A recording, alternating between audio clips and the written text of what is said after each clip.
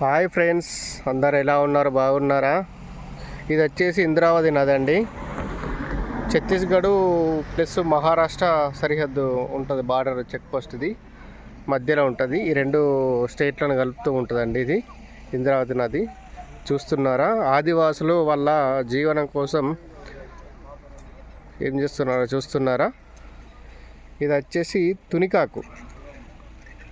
తునికాకును ఇట్లా ఎండబెట్టేసి వాళ్ళు సంచుల్లో ప్యాక్ చేసి మన తెలంగాణ కానీ అట్లా పంపిస్తారు. చూస్తున్నారా వాళ్ళ జీవనాధారం? చూడండి ఎలా ఉన్నారు. ఓకేనా ఫ్రెండ్స్?